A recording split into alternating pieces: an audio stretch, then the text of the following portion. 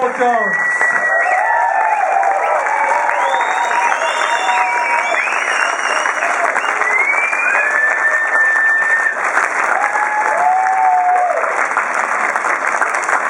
Wir werden jetzt natürlich Englisch miteinander reden, aber falls jemand nachher etwas fragen will, auf Deutsch, ich kann es übersetzen, oder auch Dick, der später dazukommen wird, kann es bestimmt noch besser übersetzen.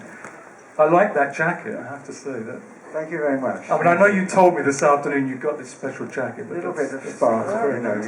I'm going to start with a few fairly banal questions, because I think often the answers you get to those are very interesting. Now, we've just watched that whole concert like we were there. You were in a restaurant, you just arrived.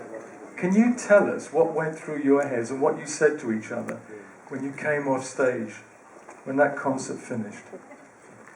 We did it.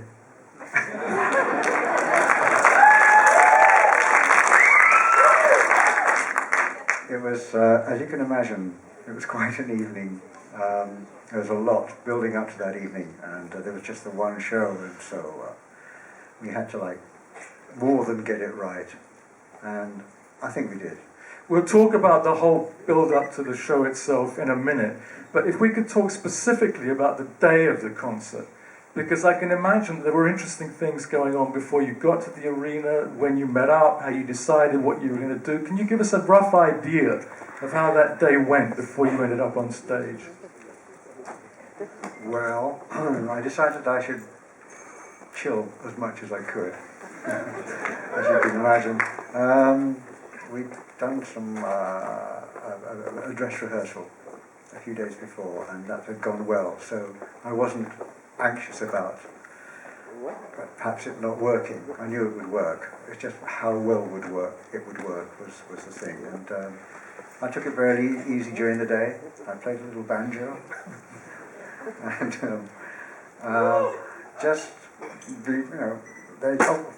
we actually went there by boat, because it's the O2 Arena is right on the docklands.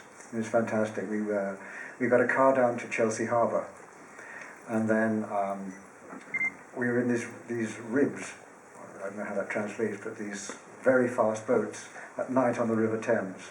And it was 20 minutes from Chelsea to Greenwich, and that's a long way, so that's going about 40 miles an hour at night.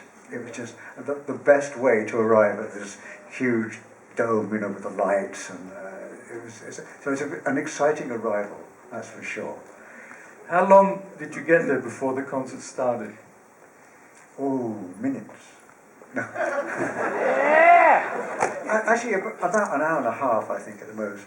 Was that the most difficult time, though, that hour and a half before you went out there? No, you kind of caffeinate, but not too much. You don't want to be shaking, but you don't want to be too relaxed either. Was there that feeling, though, that, hey, this is probably going to be the last time that we perform together and play these songs? Was that in your mind in any way, at any point, before, during, after? No, actually it wasn't. And in fact, during the show, I remember playing something, I think, in No Quarter. And as you do as you're a musician, of course you're concentrating on the music, but there's also this other little thing going on, and is it the left or the right side of the brain, I can't even remember, which is actually taking stock and making notes and things. And I remember making a note to myself, do not do that tomorrow night. And then I go, oh, another part of my brain said, you stupid ass. You're not going to play tomorrow. We talked a bit this afternoon, and it was quite interesting because I was asking him about making mistakes, and I said, if you take a concert like Cream's Reunion, they played over 4 or 5 days, so if there were any mistakes, they could cut them out and rearrange things. And he said, well, no, we only had the one night, but actually, we didn't really make any mistakes. That's true, right? You had that feeling all the way through. This is just working. Yeah, I mean, obviously you try never to make mistakes, but things inevitably go, you slip now and again, but fortunately our rate of slippage was extremely low that night. We were, when it's really driving through and going well, You'd be surprised how few mistakes you actually do make. 20 million people wanted tickets to go to that concert. I don't know how many eventually turned up, but it was obviously a huge arena with a big stage. But the interesting thing is that you're very tight on that stage. You're not using the whole width of the stage. The band is very, very close together. Why was that? That's the way we've always done it. As you probably noticed, and probably never noticed before because it's hard to see, especially when we started playing larger stadiums, that the band is always making eye contact and interacting in, as well as listening and paying attention and focusing.